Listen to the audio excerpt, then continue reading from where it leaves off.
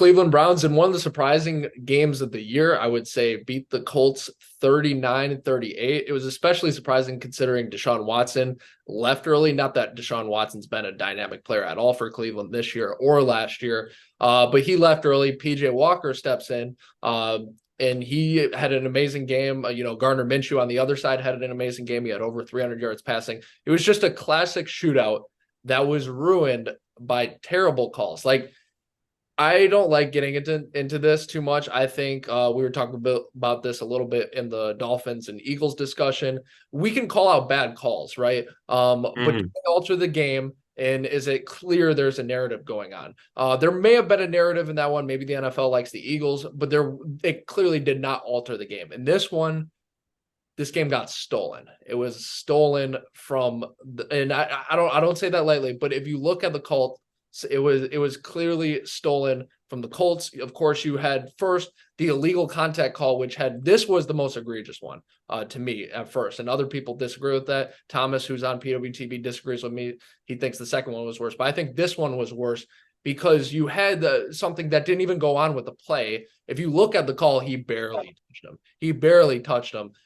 But the illegal contact had nothing to do with the play. The play was it was a strip sack or a fumble, I forget exactly what, and the Colts recovered. That's ball game right there. Now is it true that it doesn't matter if it involved the play? Yes, true. The rule book should be the rule book, but come on, he barely touched him. Go watch the video. We'll link it if we find it below if you have not seen it. And then of course there's the pass interference. This one I was a little more iffy on because I believe the Browns were at the 9-yard line. Of course, you take a shot to the end zone. They took a shot to the right part of the end zone. The ball was a little bit out of bounds. The pass interference was iffy. Usually, sometimes if it's hands-on in the NFL, they will say that if a ball is not catchable, it's not pass interference.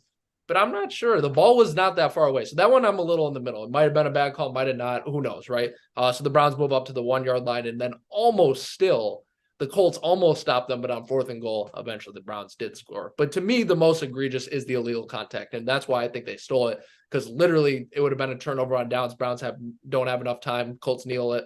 Colts win. But instead, the Browns win. Just, Jake, initial thoughts.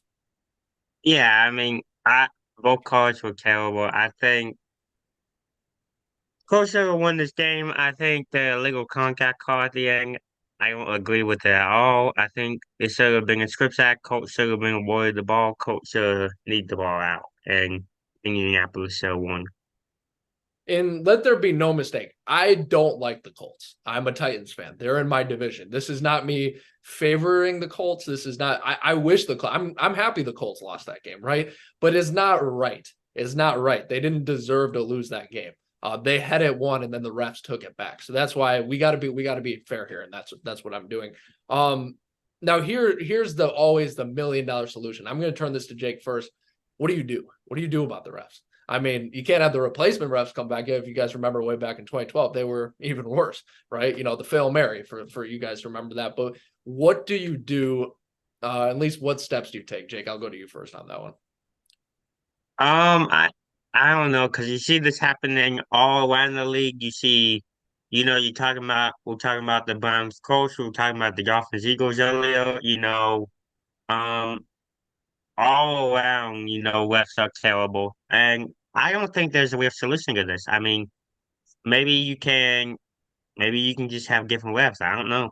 I don't know if there is a real solution to this.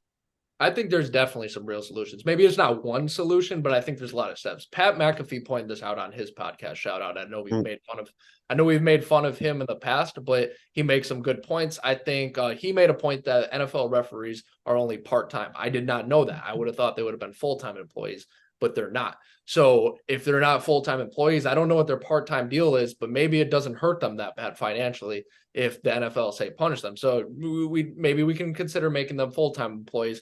And once that is, I think baseball might have tried this a while ago. I'm not exactly sure.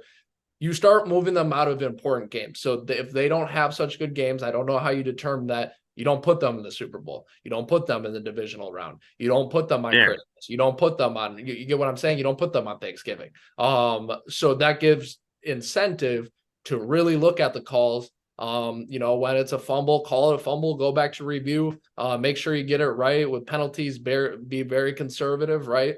So that gives it incentive to a little more of that. And then all the way, the harshest one is firing eventually. If it's egregious enough and you have doubt, like I remember the Steelers guy. The guy was reffing the Steelers and Bears 2 years ago for, I think it was a Monday Night Football game, I think, where he clearly checks a Bears linebacker and then throws a flag like he won the Super Bowl. They're not there to watch you guys, bud. I mean, that's great. You can, you can you're on TV, you get to make calls, that's great, but they're there to watch the players. And the NFL has to do something about it because the Colts won this game. It's just crazy.